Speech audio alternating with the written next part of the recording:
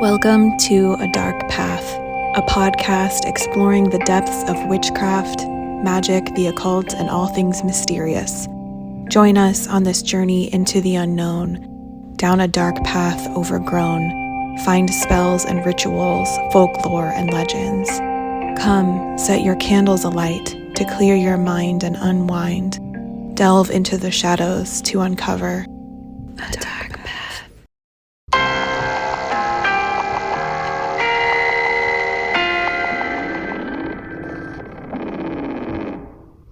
Hail, and welcome to A Dark Path, a podcast exploring the depths of witchcraft, magic, the occult, and all things mysterious. I'm Allyson Hemma-Romane, and we all wanted to share like a tidbit about ourselves or like fun stuff that we've been doing. But because of the content of today's episode, it seemed like a bad choice. We didn't want to appear insensitive or flippant or um, anything like that. So we're just kind of gonna do what we did last time and say our names and hope everyone appreciates that. I'm Heidi Stock. And I am Kristen Jackson. Today's episode is all about witchcraft and social justice. This is a two-part episode, so we're starting with part one. This episode contains discussions of social justice issues, including systemic oppression, gender and racial inequality, and historical violence against marginalized communities, particularly those who practice witchcraft or identify with alternative spiritual paths. While these conversations are important, they can also be emotionally heavy. Please take care while listening and pause or step away if you need to.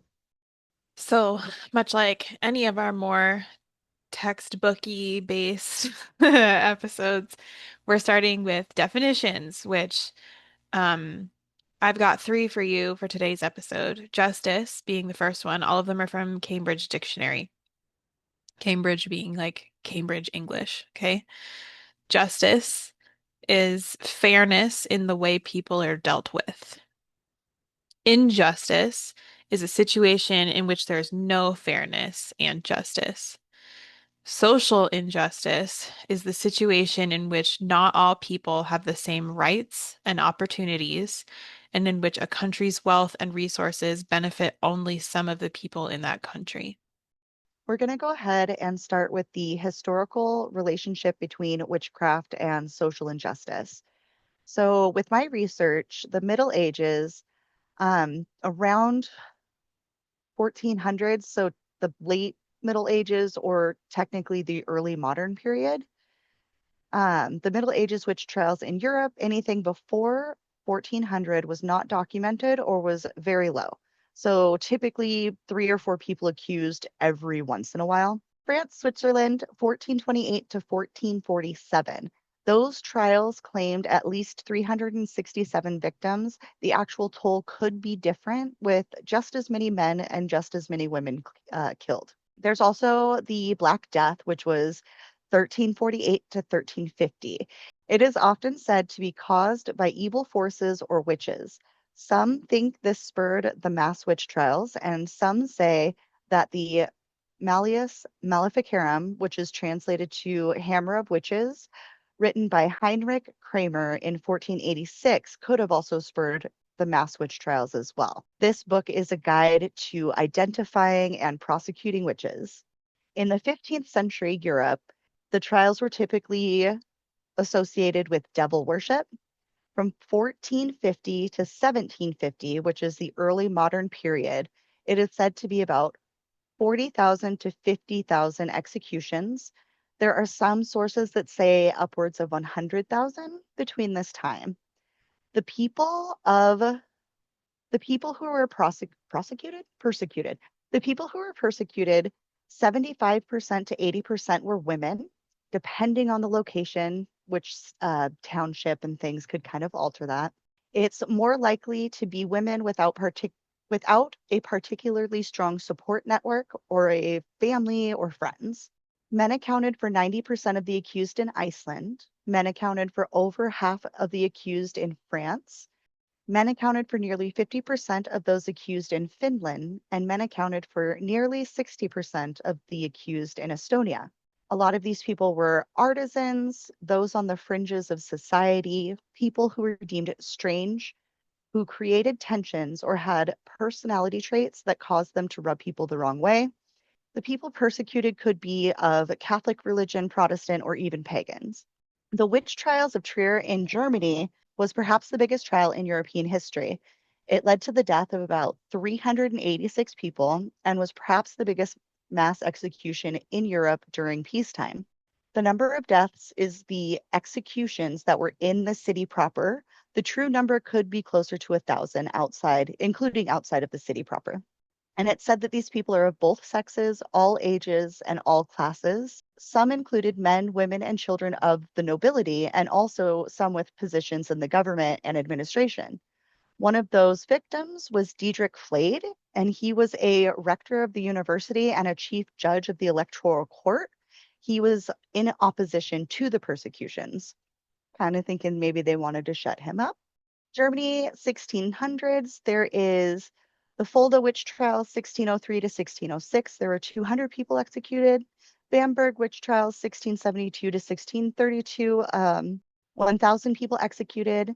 And the Wurzburg witch, witch trials, 1626 to 1631. Approximately 1,276 people were executed or died in custody. Some did die before they ever got a trial, which is really freaking sad. So then we come into the colonial American witch trials. The most popular is the Salem witch trials, and that is from 1692 to 1693. The Salem witch trials are well known due to the fact that they were the best recorded, not necessarily that it was the biggest number, but a lot of people knew about it. 25 people died. 5 died in prison awaiting trial. 19 are executed by hanging, and 1 man was pressed to death after refusing to recognize the authority of the court. These types of people were predominantly white. They were Puritans. Some of them were the South American Kalina, which, I forgot her name. There was a maid, and I forgot. It's in the Crucible. It's Techuba, There it is, Tituba. So right? Tituba Her was, name's spelled like um, Tetuba, I think. yes, Techuba. thank you. Approximately 78% were women. Most of them were outcasts or because they were in a land or a family dispute. There's also the Hartford witch trials in Connecticut. This was from 1647 to 1697. There were 37 cases, 11 were executed. 9 of the 11 were women. These typically included maids, servants, widowers, and people who moved up in society too quickly, which I think is really funny because if you moved up too fast, you must be doing some kind of witchcraft. Also, the Maryland witch trials, which are 1654 to 1712. These people were Christian, Catholic, Puritan, Protestant, and approximately 12 people were brought to trial. These included men and women. Some of the some of the executions were actually done before the people ever stepped foot on land. So they were destined to port in Maryland and ended up being accused at sea and then also executed at sea.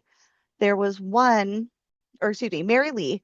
She was accused of witchcraft on the ship because they thought that she had summoned a storm. And instead of waiting, like the captain had said, until they got to land, some of the crew took it upon themselves to rid the boat of the evil. Rebecca Fowler is the only person who was actually executed in Maryland for witchcraft in 1674. By the 1800s, in the Americas and Europe, belief and persecution had largely ceased. By the 18th century, there was a notable decline in witchcraft persecutions as laws were gradually repealed, accusations decreased dramatically, and accused individuals were often acquitted. It is hard to say the exact number of people who were executed due to unrecorded, inaccurate, destroyed, or even lost records. It is said to be the upwards of 100,000. The types of people that were persecuted included midwives, herbalists, doctors, witch doctors, also known as traditional healers or naturopathic doctors. There were men, women, and children. In Africa, men, women, and children were accused of spreading illnesses like HIV and AIDS through witchcraft. Rapid accumulation of money and power were also a sign of witchcraft, and witchcraft accusations disproportionately fixated on people viewed as socially disposable, women of color, poor women, single mothers, widows, older women, and those who provided no quote unquote productive value within society. On our trek down a dark path, we reached a hollow in the woods. It seems it's time to catch our breath. A Dark Path is brought to you by Needing guidance on your dark path? Explore the mysterious world of Jupiter's Omens, offering handmade rituals, spells, and tools to focus your intention during spell work, vintage altar tools and decor, and intuitive tarot sessions utilizing claircognizance. Visit Jupiter's Omens, where the mystical and macabre meet, at jupitersomens.square.site. That's jupitersomens.square.site. Light the way on your dark path with Wise Wolf Craft's unique selection of tools for living with intention. From manifestation kits to altar items and divination tools, we have everything you need to connect with your inner wisdom. Wise Wolf Craft offers Reiki and other energy healing sessions, divination readings, and a variety of classes on topics like intuitive tarot and personalized spell work. Unleash the power within. Visit Wise Wolf Craft today online at wisewolfcraft.com and on Facebook and Instagram as @WiseWolfCraft. Wise Wolfcraft, tools for living with intention. Dismantling the divine feminine and witchcraft. If you are interested in learning more about how witchcraft builds up the divine feminine and how society breaks it down, we went pretty in depth in episode 8 of season 1, Gender Conditioning and the Divine Feminine. I'm just going to give a very brief overview here, the briefest overview, and then kind of like help put puzzle pieces together. So, how does witchcraft build up the divine feminine? Plain and simple, it's the idea that divine feminine and divine masculine are balanced, that you need both in order to move forward and have a healthy, productive life, have a balanced spiritual existence, things like that. So it's recognizing that in general, masculine energy tends to be more pronounced in society. You have to lean towards more feminine aspects. Feminine aspects outlined in that episode that I told you about, episode 8 of season 1. How society breaks the divine feminine and witchcraft down. There are three main ways, I feel, being propaganda, fear, and scapegoating. Dehumanization also occurs. So I've got a definition, I've got definitions, but fear, which is an unpleasant emotion or thought you have when you're frightened or worried by something dangerous, painful, or bad that's happening to you or may happen. Getting people to be afraid, right? Dehumanizing, which is to remove from a person the special human qualities of independent thought, feeling for other people, etc. So it's making someone look more animalistic or less than in somebody else's point of view. And the main way that we do that is propaganda. Scapegoats. A scapegoat is a person who is blamed for something that someone else does. Propaganda. Kristen touched on the Malleus Maleficarum, and that was basically a flyer. It was a booklet that taught religious and magistrative individuals how to identify witches. And those that could read it aloud to other people so that they could help. Using that propaganda, we're spreading fear, we're dehumanizing individuals in our society, and then also using them as scapegoats to explain, oh, well, your cow got sick and died. That's why. The crops didn't do well. That's why. Because Mary down the street is a fucking witch.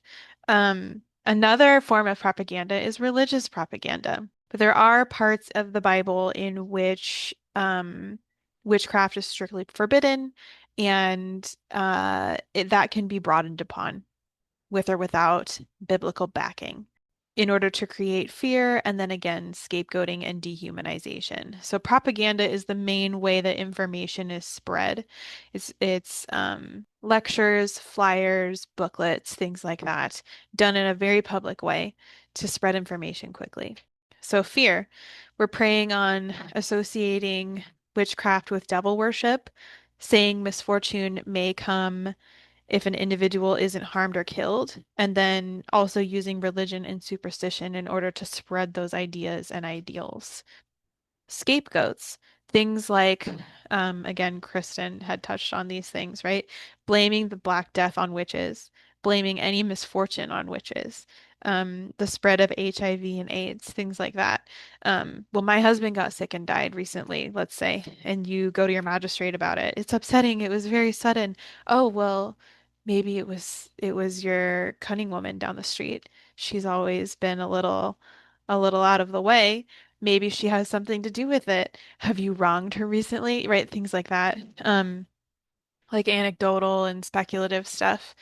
Um, but yeah, those are kind of the main ways that we spread misinformation about not just witchcraft, right, but social injustices in general. We use like propaganda and fear in order to dehumanize a specific group of people to often get what we want. What a relevant topic, Allie. I just saw Kristen's comment that just says drugs. Drugs. I always just think of like the whole drug thing. Like drugs are bad, but only for certain communities.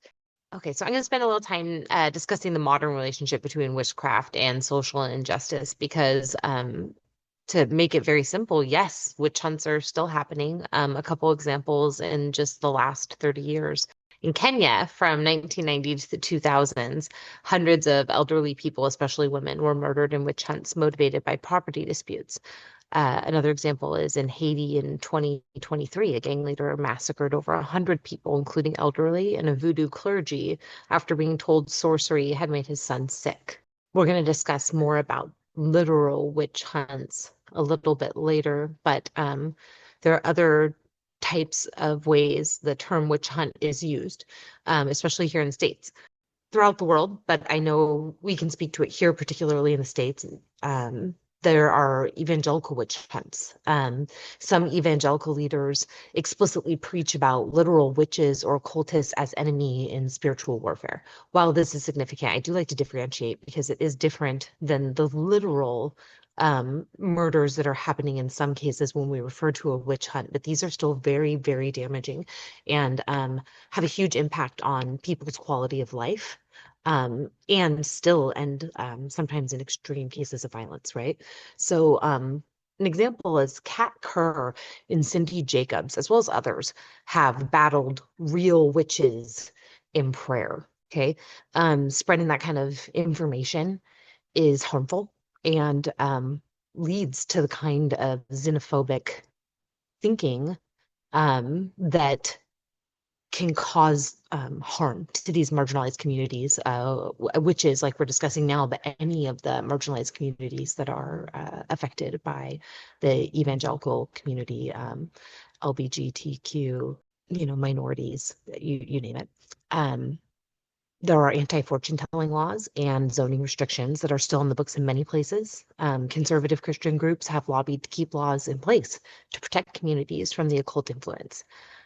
A recent case, a Pennsylvania woman sued over a law banning fortune telling, paid fortune telling, which was used to find and harass modern witches. We've actually discussed this before on the podcast. So the UN, when we come to witches' rights internationally, are there any? Yeah, yes, definitely. Witchcraft and related spiritual practices are protected under international human rights laws, including instruments backed by the United Nations. The Universal Declaration of Human Rights, Article 18, everyone has a right to freedom of thought, conscience, and religion. This right includes freedom to change his religion or belief and freedom to manifest his religion or belief in teaching, practice, worship, and observance. This includes witchcraft.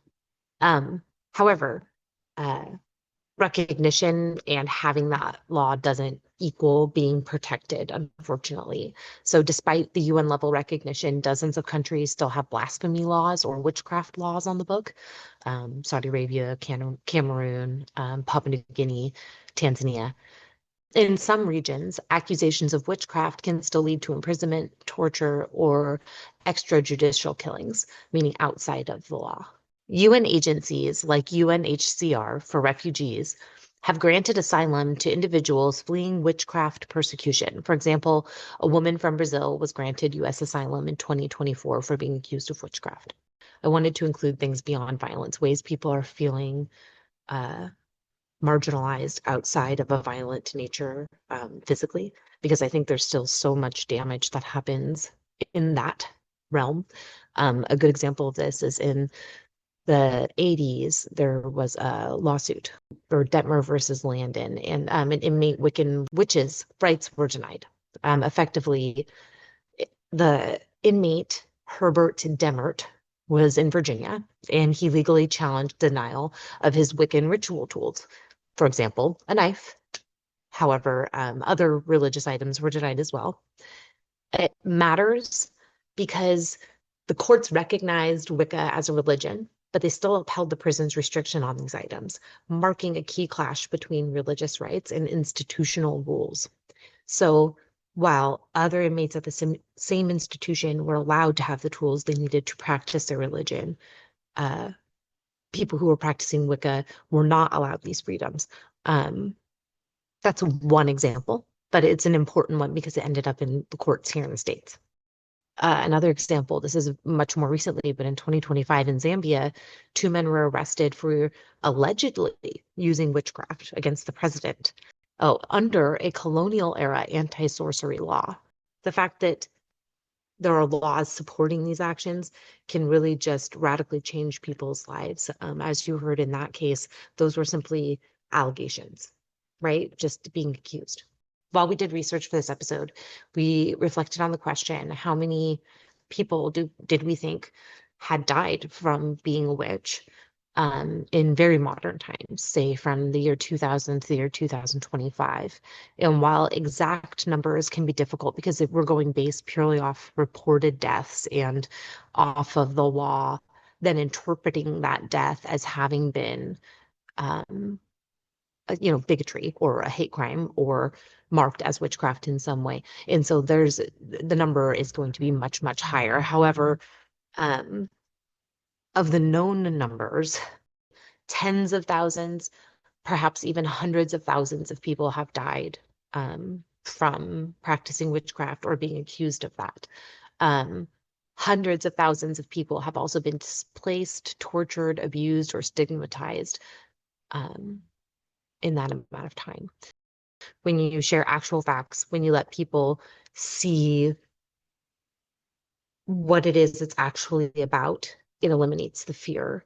And as Allie discussed in, definitions, fear is really what drives all of this. The lack of understanding is what keeps these things alive and well today. So I guess my final takeaway from the show would be that to be tolerant of other people, to share and be open to other people's cultures and your own, and I don't know, love each other. I like how you touched on it's not a thing of the past. Like this is something that is still going on today. Maybe not in the same numbers as 392 people at one time, but it's still a significant amount. I remember learning about the Salem witch trials in high school. We actually we watched the film The Crucible. There's a play that we read the play from, like there's a book, like there's so much information. And so knowing that there were other witch trials over like the centuries, it was really eye-opening to see just how many we really don't know about. And I think that was very eye-opening for me. And then with, Heidi's section of going over all the ones today, I guess I can't really talk for everybody. My heart goes out to marginalized people. I do have a lot of benefits that other people don't have. So when I can look at these numbers and hear these numbers, it just, I don't know, it makes my little empathetic heart just hurt. So Mine is more tied to theory. I want to have everybody remember that this is not a problem of the past. We still do this to each other. For however long we've been around, we've had superstitions about the other, right? Whoever is not you, we've come up with a reason to be afraid of them. And witchcraft, dehumanization, and social injustice tied to witchcraft is just one example of the way that we do that to each other. It's just what's relevant to the show. And in order to move forward to part two, where we talk about things that you can do or ways that you can help, energy that you can give, you have to understand where the beginning is. This is the beginning that we've done research on. This is the beginning that we've been able to find. If you find anything else, let us know. We'd love to hear about it. But this is what we've been able to gather for you. That's what I really want to call attention to, is that it's not just a problem of the past. It's happening today. It's not just happening to women. It's happening to people who are different from whatever ruling class or group of people exists in whatever country. It's everywhere. It's all over the place. We have a list of references in the show notes. And if you want to look at our sources to find out information about those modern values, we invite you to do so. But yeah, it's important to remember that it's not an issue of the past, it's existing now, even if, like the three of us, for the majority of your craft, you don't have the misfortune of experiencing it. So this is about socialism, right? Originally is where this thing started, it sounds like. So they first came for the socialists, and I did not speak out because I was not a socialist. They then came for the trade unionists, and I did not speak out because I was not a trade unionist. Then they came for the Jews, and I did not speak out because I was not a Jew. And then they came for me, and there was no one left to speak for me. So That sent like shivers up my freaking spine. yeah, it's a thinker. We hope today's episode got you curious, and usually we say inspired, but maybe eager to do research. Thanks for listening. Send your findings to us. I'm Allyson Hemma-Romane, and you can find me on Instagram at Jupiter's Omens. You can follow the show on Instagram and Facebook at A Dark Path Podcast for all kinds of shenanigans. I'm Heidi Stock, and you can find me on social media at Wise Wolfcraft. You can also find us on Patreon at patreon.com/adarkpath. And I am Kristen Jackson, and you can find me on Instagram at Auntie's Artistry. If you have any questions for the show, like Allyson said, if you find anything cool that would, make us excited, please send it along. We would love to hear from you at adarkpathpodcast@gmail.com. Join us next time on this journey down a dark path.